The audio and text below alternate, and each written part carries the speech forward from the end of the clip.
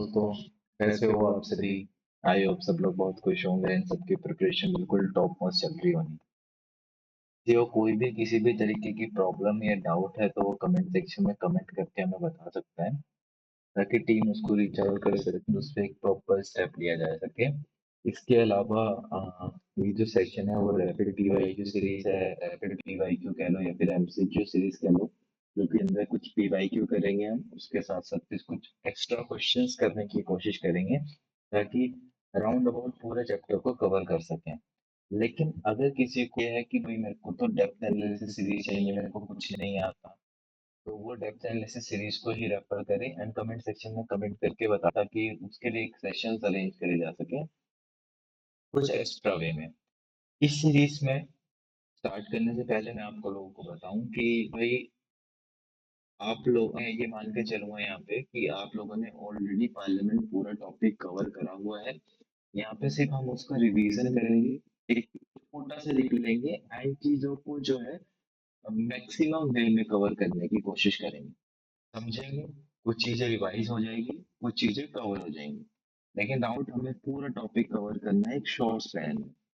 तो I hope समझ में आया। एंड लास्ट टाइम हमने काफी सारे क्वेश्चंस कर लिए थे, अराउंड देखो कितने सारे 32 क्वेश्चन हो गए थे। एंड 33 क्वेश्चन हमने कर लिया था जो कि मनी बिल से रिलेटेड था। जल्दी से कमेंट सेक्शन में कमेंट करके बता दो, मनी बिल हमने कम 4 से 5 क्वेश्चन करे थे। तो जल्दी से कमेंट सेक्शन में कमेंट करके बताओ कि भाई जो मनी बिल का प्रोविजन है वो हमारे इंडियन कॉन्स्टिट्यूशन के कौन से आर्टिकल में मेंशन है, एंड क्या किसी हाउस के पास इससे रिलेटेड एक्सक्लूसिव पावर है, या मनी बिल सिर्फ लोकसभा में ही इंट्रोड्यूस कर सकता है, या मनी बिल जो है वो राज्यसभा में भी इंट्रोड्यूस किया जा सकता है। जल्दी से कमेंट सेक्शन में इसका आंसर दें एंड हम मूव करते हैं क्वेश्चन नंबर 34 से। आई होप स्क्रीन विजिबल होगी, क्वेश्चन बिल्कुल टिप टॉप विजिबल होगा। स्टार्ट करते हैं नंबर 34 से। तो क्वेश्चन नंबर 34 है basically, consider the following statements. ठीक है जी, देखते हैं। About the privileges of the parliament. अब देखो, जिन लोगों ने पार्लियामेंट की प्रिविलेजेस के बारे में नहीं पढ़ा, उनको एक नया टर्म देखने को मिल गया यहाँ पे, राइट। डेप्थ में नहीं पढ़ रहे हैं लेकिन एक ओवरव्यू जरूर मिल जाएगा। इस ओवरव्यू का फायदा क्या होगा, जब हम उस क्लास सेशंस में उस टॉपिक को कवर करेंगे तो हमारे दिमाग में एक चीज आएगी कि हाँ ये ऐसा कुछ हमने पहले पढ़ा। तो वो जो मेमोरी पावर है वो वहाँ पे बहुत स्ट्रांग हो जाएगी, एंड जो क्लास में कॉन्सेप्ट्स होंगे, क्लास सेशंस में जो भी चीजें चल रही होंगी, कोई भी कॉन्सेप्ट या कोई भी थिंकिंग, तो वो जो प्रोसेस है वो जल्दी इनकलकेट होगा, राइट। तो बेनिफिट्स तो हैं। वो करते हैं पहले ऑप्शन के साथ, the courts are prohibited to inquire into the proceedings of house और इट्स कमिटीज। Exactly right. ये तो पहला प्रिविलेज ही है इनका। दोनों हाउसेस के पास ये प्रिविलेजेस होते हैं कि भाई जो कोर्ट्स हैं वो पार्लियामेंट्री प्रोसीडिंग्स में जो है इंटरफेयर नहीं कर सकते। They are prohibited to inquire about this. तो ये स्टेटमेंट तो हमारी बिल्कुल सही है। उसने क्वेश्चन में पूछा which of the following are correct, तो पहला सही है। ठीक है, मूव करते हैं सेकंड ऑप्शन पे। President who is an integral part of the parliament also enjoys this privileges. ये स्टेटमेंट बिल्कुल गलत है। याद रखना कि भाई प्रेसिडेंट बेशक इंटीग्रल पार्ट हो, लेकिन वो भी इन प्रिविलेजेस को एंजॉय नहीं करता। अच्छा, जब प्रिविलेजेस की बात आ रही है तो करेक्ट पूछा है उसने, तो करेक्ट तो अब हमारे पास आंसर है, only one is the right answer, तो ऑप्शन ए बिल्कुल सही हो जाएगा। अच्छा, लास्ट टाइम हमने कुछ जो इंडिविजुअल मेंबर से रिलेटेड कुछ चीजों को समझा था, तो आप जल्दी से कमेंट्स में कमेंट करके बताओ कि वो कौन से प्रिविलेजेस हैं इंडिविजुअल मेंबर्स के पास जो कि वो एंजॉय करते हैं। देखो, जब सेशन स्टार्ट होगा तो उसके 40 दिन के अंदर, और जब सेशन एंड होना होगा उस टाइम के जो 40 दिन होंगे खत्म होने से पहले और सेशन स्टार्ट होने के बाद, जो कोई भी पर्टिकुलर पर्सन होगा जो मेंबर होगा पार्लियामेंट का, उसके अगेंस्ट कोई भी प्रोसीडिंग नहीं करी जा सकती। कौन से मैटर्स में स्पेसिफाई करा था, सिविल केसेस पे, ठीक है, क्रिमिनल केसेस नहीं, सिविल केसेस पे। तो ये हमारे लिए पॉइंट हो जाता है। एंड लास्ट टाइम हमने लास्ट क्वेश्चन में पढ़ा था तो इजी हो गया हमारे लिए। याद रखना, प्रेसिडेंट जो है being an integral part of the parliament, but he or she doesn't enjoy these privileges. Move करते हैं क्वेश्चन नंबर 35 पे। Which of the following matters does Rajya Sabha have an equal status with the Lok Sabha? फिर से same question, हमने exclusive powers लिखे। देखो ये question ना ऑलरेडी यूपीएससी पूछ चुका। Exclusive powers of Lok Sabha Rajya Sabha, तो वही कुछ उसी तरीके से क्वेश्चन फ्रेम किया गया, बस वर्डिंग सेम है। सबसे पहला, proving the discontinuity of national emergency. देखो क्वेश्चन ध्यान से पढ़ लो पहले। राज्यसभा हैज अनइक्वल स्टेटस, मतलब कि जो पावर लोकसभा के पास है और राज्यसभा के पास नहीं है। पहला ही ऑप्शन ये है कि approving the discontinuance of the national emergency. इससे रिलेटेड रेजोल्यूशन सिर्फ लोकसभा में किया जा सकता है लेकिन राज्यसभा में नहीं, तो ये स्टेटमेंट हमारी हो जाएगी बिल्कुल सही। ठीक है, याद रखना कि नेशनल इमरजेंसी को जो डिसकंटिन्यूएंस से रिलेटेड जो भी रेजोल्यूशन होगा वो सिर्फ और सिर्फ लोकसभा में करा जाएगा, ना कि राज्यसभा में। सेकेंड पॉइंट है इंट्रोडक्शन ऑफ एडजर्नमेंट मोशन। ये कहाँ होता है? ये भी सिर्फ लोकसभा में होता है, राज्यसभा में नहीं होता है, तो ये भी स्टेटमेंट सही हो जाएगा हमारा। तीसरा है use of censure motion. Censure motion कहाँ पे होता है? ये भी लोकसभा में होता है, राज्यसभा में नहीं होता, तो ये भी स्टेटमेंट हमारा ही हो जाएगा। ठीक है, vote on the demand for grants. चलो डिमांड फॉर ग्रांट्स, जिन लोगों ने डिमांड फॉर ग्रांट्स पढ़ा है वो कमेंट सेक्शन में कमेंट करके बताओ कि भाई डिमांड फॉर ग्रांट होता क्या है। इसके अंदर एक पॉइंट है कि राज्यसभा जो है बजट को सिर्फ डिस्कस कर सकती है, वोट नहीं कर सकती on the demand for grant. तो ये स्टेटमेंट भी हमारा बिल्कुल सही हो जाएगा क्योंकि ये जो है एक्सक्लूसिव प्रिविलेज है लोकसभा में। अब देखो इस क्वेश्चन से सारे एक्सक्लूसिव पावर्स का पता लगा जो कि लोकसभा की एक्सक्लूसिव पावर्स है, उनका हमें यहाँ से एक ओवरव्यू मिल गया है। नेशनल इमरजेंसी से रिलेटेड, अर्जेंटमेंट मोशन से रिलेटेड, सेंश्योर मोशन से रिलेटेड, डिमांड फॉर ग्रांट से, तो हमारी सारी स्टेटमेंट सही है एंड करेक्ट आंसर ही पूछा है उसने, तो option D will be the right answer 1 2 3 and 4। आई क्लियर है? चलिए, पब्लिक अकाउंट्स ऑफ इंडिया। चलो नेक्स्ट क्वेश्चन भी काफी अच्छा क्वेश्चन है। With reference to public account of India, ठीक है जी, जिन लोगों ने पब्लिक अकाउंट ऑफ इंडिया के बारे में पढ़ा है वो इजी वे में इसका आंसर कर देंगे। The expenditures from the public account are not required to be approved by the parliament। जिन लोगों ने सीरीज का पहला पार्ट्स देखे हुए हैं, ऐसा सेम क्वेश्चन हमने डिस्कस करा पब्लिक अकाउंट से रिलेटेड और बताया था कि जो एक्सपेंडिचर पब्लिक अकाउंट पे चार्ज होते हैं उनके लिए पार्लियामेंट का कोई अप्रूवल नहीं चाहिए होता है, तो ये स्टेटमेंट हमारा बिल्कुल सही हो जाएगा। ठीक है, the funds under the public account do not belong to the government। Exactly, भाई गवर्नमेंट से बिलोंग करते तो पार्लियामेंट से अप्रूवल चाहिए होता ना, ये फंड्स गवर्नमेंट से बिलोंग नहीं करते, ये तो एक तरीके की बैंकर एक्ट है, नहीं? तो ये स्टेटमेंट भी हमारी बिल्कुल सही हो जाएगी एंड क्वेश्चन में उसने पूछा है करेक्ट। कौन से हो जाएंगे हमारे बोथ 1 एंड 2। आई होप तक क्लियर, किसी को डाउट नहीं। पब्लिक अकाउंट से रिलेटेड कुछ क्वेरी होगी तो कमेंट सेक्शन में कमेंट करके बता सकते हैं, लेकिन पब्लिक अकाउंट से रिलेटेड बेसिक कॉन्सेप्ट्स यही थे। चलो नेक्स्ट क्वेश्चन, क्वेश्चन नंबर 37। अगर लग रहा है कि भाई हम थोड़ा चल रहे हैं या फिर थोड़ा फास्ट चल रहे हैं तो कमेंट सेक्शन में बताइए ताकि भाई उस चीज पे वर्क करा जाए एंड सेशन को उस वे में फ्लो करा जाए, थोड़ा बोरिंग ना हो एंड एक इंटरेस्टिंग वे में ज्यादा कर लें। तो question number 37, consider the following statements. ठीक है जी, देखते हैं। With reference to the parliamentary procedures, ठीक है, पार्लियामेंट प्रोसीजर से रिलेटेड है, तो जिन्होंने भी पार्लियामेंट पूरा पढ़ा हुआ है तो उसको सारे प्रोसीजर्स भी याद होंगे। अगर प्रोसीजर्स याद हैं तो ये क्वेश्चन इनके लिए चुटकी बजाता खेल है, क्योंकि उसने क्वेश्चन में पूछा है करेक्ट। देखो दिख रहा है, तो उसने क्वेश्चन में सिर्फ करेक्ट ही पूछा है, जो सही है वो मार्क करते हैं। Adjournment only terminates a sitting and not a session of the house। भाई सिटिंग को एक स्पेसिफाइड टाइम तक जो है वो टर्मिनेट करता है, सेशन को टर्मिनेट नहीं करता है एडजर्नमेंट मोशन। ये स्टेटमेंट हो जाएगा बिल्कुल सही। इंटरनेट से sitting for a specified time, ठीक है, अनलिमिटेड टाइम के लिए नहीं होता है, फॉर अ स्पेसिफाइड टाइम। तो ये पॉइंट याद रखना, स्टेटमेंट वन इज बिल्कुल सही। Statement two, all pending bill lapse on prorogation of the भाई प्रोरोगेशन। सबसे पहले तो जिन लोगों ने ये टॉपिक पढ़ रखा है वो मेरे को कमेंट सेक्शन में जल्दी से प्रोरोगेशन का मतलब बता दो। दूसरा पॉइंट ये है कि भाई प्रोरोगेशन के टाइम पे है कोई भी बिल अफेक्ट नहीं होता है, ठीक है, या फिर कोई भी बिजनेस जो कि हाउस के हाउस के अगेंस्ट पेंडिंग पड़ा है वो भी कुछ भी अफेक्ट नहीं होता है। तो ये स्टेटमेंट हमारी हो जाएगी बिल्कुल गलत। ठीक है, I am waiting for your comment. Last time पे देखते हैं कि इसका मतलब क्या होता है।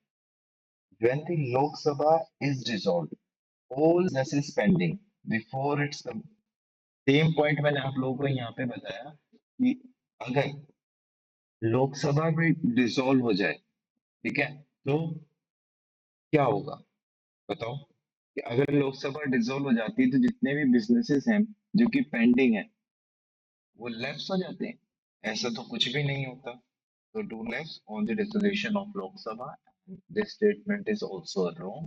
तो हमारी स्टेटमेंट खाली वन सही हो जाएगी। एंड वन तो हमने ऑलरेडी पढ़ रखी थी कि भाई स्पेसिफिक टाइम के लिए टर्मिनेट हो जाती है सेटिंग। हाउस जो पूरा सेशन है वो एडजर्न नहीं होता है। तो स्टेटमेंट वन हमारी चाहिए, करेक्ट पूछा है तो option one is the right answer. अब क्वेश्चन आ गया राज्यसभा से रिलेटेड। राज्यसभा देख लेते हैं। चलो राज्यसभा का रिवीजन हो जाएगा। Delhi and Puducherry are the only union territories that have representation in Rajya Sabha। अच्छा भाई, जम्मू एंड कश्मीर का क्या मतलब, आप लोगों का जम्मू एंड कश्मीर पे क्या कहना है? तो ये स्टेटमेंट तो हमारी गलत हो जाएगी। भाई जम्मू एंड कश्मीर का भी रिप्रेजेंटेशन है। अगर यहाँ पे जे एंड के भी लिख देते तो ये स्टेटमेंट हो जाती सही, लेकिन फॉर द टाइम बीइंग ये स्टेटमेंट है गलत। Second, the constitution has not fixed the term of office of the member of Rajya Sabha। ठीक है, ये कहाँ फिक्स हुई है? आरपीए एक्ट 1951 से। ठीक है, ये टर्म जो होना चाहिए वो इतना होना चाहिए या इतना नहीं, प्लीज कमेंट सेक्शन में कमेंट करके बता दो कि कितना टर्म होना चाहिए एज पर आरपीए 1951। तो कॉन्स्टिट्यूशन ने बिल्कुल भी फिक्स नहीं करा, तो ये स्टेटमेंट हमारी हो जाएगी बिल्कुल सही। And the third point is the constitution, the seats for scheduled castes and scheduled tribes in the Rajya Sabha are reserved on the basis of their population। भाई राज्यसभा में तो एससी एसटी से रिलेटेड कोई कॉन्सेप्ट ही नहीं है, तो ये statement तो पढ़ते सारी गलत कर देना। ठीक है, स्टेटमेंट करेक्ट पूछा उसने। करेक्ट तो हमारा सिर्फ एक सेकंड ऑप्शन था, कहीं टू ओनली दिख रहा है। हाँ, B option is the right answer, two only. ठीक है, तो आरपीए पढ़ लेना क्योंकि आरपीए एक्ट भी इम्पोर्टेंट है, उसके अंदर बहुत सारी चीजें हमें जानने को मिलेंगी। एंड ये जो टर्म है राज्यसभा की ये 6 ईयर मेंशन है वहाँ पे। मूव करते हैं क्वेश्चन नंबर 39 पे। तो क्वेश्चन नंबर 39 कहता है कि भाई कॉलिंग अटेंशन मोशन जो है कि भाई मिनिस्टर के अटेंशन लेने के लिए ये मोशन पास किया जाता है जो कि अर्जेंट पब्लिक मैटर्स पे बेस्ड है। ठीक है, कोई भी अर्जेंट पब्लिक मैटर और उस पे मिनिस्टर का जो है अटेंशन चाहिए, तो कॉलिंग अटेंशन मोशन इसे कहते हैं। Seeks an authoritative step from the minister on the matter of urgent public importance। Same बात हमने बोली अभी। तो ये स्टेटमेंट बिल्कुल सही हुई, किसी को कोई डाउट दिक्कत? Okay, adjournment motion is allowed to be used in लोक सभा। एग्जैक्टली, अभी थोड़ी देर पहले हमने पढ़ा ऐसा कोई भी प्रोविजन राज्यसभा में है, राज्यसभा इस डिवाइस का यूज ही नहीं कर सकता। Third, privilege motion is initiated to disqualify a minister for the pre हैं? ऐसा तो हमने कुछ भी नहीं पढ़ा। Its purpose is not to disqualify the minister, but to censure the concerned ministry। Sorry, censure the concerned minister। तो ये तो ऑप्शन हो जाएगा बिल्कुल गलत, क्योंकि इसका मतलब ही कुछ और है। चौथा, no confidence motion can be moved against the entire council of minister only। Exactly सही। अच्छा कौन सी आर्टिकल? आर्टिकल 75 ये आर्टिकल अगर याद करने हैं तो आप कोई भी टॉपिक पढ़ रहे हो ना कोई भी स्टेटमेंट मिल जाए और आपको याद आए कि हाँ ये तो इस आर्टिकल से बिलोंग है, तो उस स्टेटमेंट के साथ उस आर्टिकल को लिख दो। इवन आप देख के भी लिख रहे हो तो उस आर्टिकल वो जैसे ही वो स्टेटमेंट लिखिए लास्ट में वो आर्टिकल देख के लिख दिए। इससे क्या होगा कि वो ऑटोमेटिकली याद होना स्टार्ट हो जाएगा, वो मेमोरी में फीड अप हो जाएगा एंड हम उसको एक बेटर वे में रिकॉल कर पाएंगे। चलो कोई बात नहीं, अभी के लिए उसने एक स्टेटमेंट पूछा है, हमारी सिर्फ एक थर्ड स्टेटमेंट गलत थी। तो कहीं 1 2 4 दिख रहा है, कौन से हमारा 1 सही है, 2 सही है और 4 सही है। तो 1 2 4 नहीं है, 3 एंड 4 नहीं है, 2 एंड 4 होंगी। Option number C is the right answer. काफी सारे लोगों ने इसका सही आंसर भी दिया होगा, तो अच्छी बात है, मतलब कि उनको सारे क्वेश्चंस के बारे में अच्छे से क्लियरिटी है। चलो क्वेश्चन नंबर 40, बहुत इजी क्वेश्चन आ जाएगा। ठीक है, अच्छा मैं हिंट दे देता हूँ। देखो पढ़ लेते हैं पहले क्या है। A bill contains a borrowing clause but does not exclusively deals with borrowing। Borrowing से रिलेटेड है लेकिन बोरोइंग के साथ एक्सक्लूसिवली डील नहीं करता। चलो, the present recommendation is necessary for the introduction of the bill। आधी चीजें तो यहीं से अब ऑप्शन तो यहीं से छटने स्टार्ट हो गए होंगे। It can be introduced in the Lok Sabha, मतलब लोकसभा के पास ही एक्सक्लूसिव पावर है इसकी, and not in the Rajya Sabha. ठीक है, इट कैन ईदर रिजेक्टेड और अमेंडेड बाय दी राज्यसभा। बिल्कुल, मैं ऑप्शन दे देता हूँ, मतलब बहुत इजी आंसर है इसका, कुछ लोगों ने तो आंसर दे भी दिया होगा। Article number 110। ठीक है, आर्टिकल नंबर 110, फाइनेंशियल बिल 1। ठीक है, इज दी बिल। ठीक है, सिर्फ यही बिल ऐसा है जो कि मतलब प्रेसिडेंट की रिकमेंडेशन पे है। वैसे तो बहुत सारे बिल हैं, ये बिल है जिसके अंदर मतलब बोरोइंग क्लोज नहीं है, लेकिन एक्सक्लूसिवली बोरोइंग के साथ डील नहीं करता है। लोकसभा में इंट्रोड्यूस करा जा सकता है, राज्यसभा में नहीं। राज्यसभा सिर्फ या तो इसको रिजेक्ट कर सकती है या अमेंड कर सकती है। ठीक है, तो ये सारी प्रोविजंस कहाँ पे मेंशन है? फाइनेंशियल बिल 1 में, जहाँ पे है ना ये है और ना ये है। आई होप क्लियर है। चलो मूव करते हैं क्वेश्चन नंबर 41 पे। 41 क्या कहता है? Person is an Indian citizen. ठीक है, एक आदमी है, वो इंडियन सिटीजन है। ओके, अब इंडियन सिटीजन के साथ साथ वो कह रहा है कि इंडियन सिटीजन के साथ साथ ही इज 28 ईयर्स। ठीक है, 20 ईयर्स का है। he has subscribed he has subscribed to an oath or affirmation। एक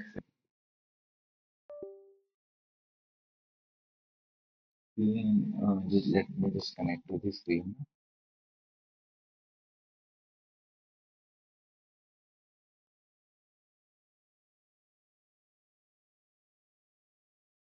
Is the screen visible? Just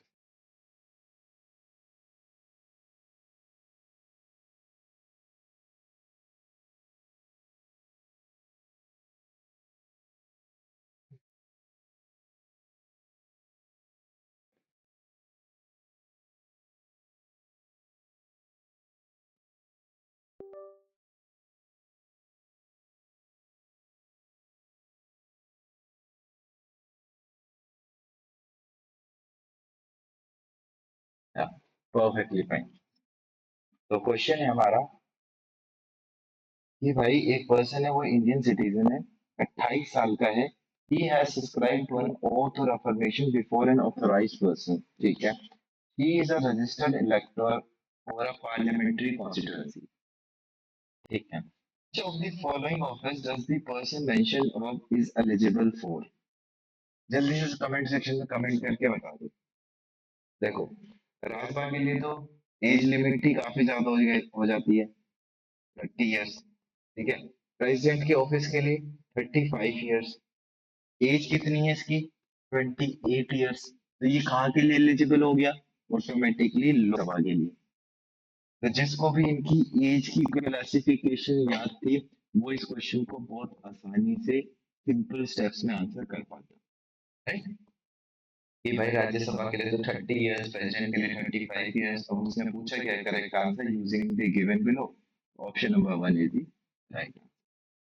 ठीक है, मूव करते हैं क्वेश्चन नंबर 42 पे। आज का लास्ट क्वेश्चन रखते हैं इसको, कल स्टार्ट करेंगे 43 से एंड लेटर ऑन। तो क्वेश्चन है, consider the following statement with reference to committee on ethics. अब जिन लोगों ने कमिटी ऑन एथिक्स के बारे में थोड़ा सा भी पढ़ा होगा, एक ओवरव्यू भी हो इसका आंसर बहुत प्यार से दे देंगे। अब ये सीरीज इंपॉर्टेंट इसीलिए बन जाती है, कल को प्रीलिम्स में कमिटी ऑन एथिक्स के ऊपर क्वेश्चन आएंगे। ऑप्शंस ये नहीं होंगे, ऑप्शंस कुछ और भी हो, लेकिन आपको कमिटी ऑन एथिक्स के बारे में थोड़ा बहुत पता होगा, तो आप ऑप्शंस को इजी वे में एलिमिनेट कर सकते हो। ठीक? तो सबसे पहले, it prepares a code of conduct. मेरे लिए कोड ऑफ कंडक्ट ही तो प्रिपेयर करती है, बिल्कुल सही बात। ठीक है। It currently constituted in the Lok Sabha only. अरे भाई, गलत। राज्यसभा में भी तो कॉन्स्टिट्यूटेड है। 1997 की बात कर लो राज्यसभा, और लोकसभा की जब हम बात करेंगे तो 2000 तभी ये कॉन्स्टिट्यूट हुई थी। तो ये स्टेटमेंट तो हमारी गलत है, आपको बिल्कुल एब्सोल्यूट स्टेटमेंट। तीसरा statement, it examines the case of breach of privileges of the house. No bro, ये काम नहीं है इसका। तो स्टेटमेंट वन ही यहाँ पे राइट सर है, एंड ऑप्शन नंबर ए हमारा बिल्कुल सही हो जाएगा। इसको जो ब्रीच ऑफ प्रिविलेजेस से रिलेटेड है ना, ये कमिटी ऑफ प्रिविलेजेस हैंडल करती है, ना कि कमिटी ऑन एथिक्स। हमारे पास क्वेश्चन में एथिक्स आ गया है, ना कि कमिटी ऑन प्रिविलेजेस। तो ये स्टेटमेंट हमारी गलत हो जाएगी। लोकसभा में कब 2000 और सभा में कब 1997, एंड कोड ऑफ कंडक्ट देखती है, तो ये हमारा स्टेटमेंट बिल्कुल सही हो जाएगा। Option number right answer. I hope काफी सारी चीजें यहाँ पे समझ में आई होंगी। कोई भी किसी भी तरीके का प्रॉब्लम या किसी भी तरीके का अगर डाउट रहता है तो आप कमेंट सेक्शन में कमेंट करके बता सकते हैं, ताकि उस डाउट को जल्द से जल्द रिजॉल्व करा जाए। एंड आई होप आपको सेशन अच्छा होगा। इस सेशन से रिलेटेड कोई भी आपका फीडबैक या कोई भी क्वेरी तो कमेंट सेक्शन में या फिर कोई भी जो ब्रेन पीडीएफ स्किल्स का कॉन्टैक्ट नंबर है, आप उस पर कनेक्ट कर सकते हैं। तो thank you for listening, have a day.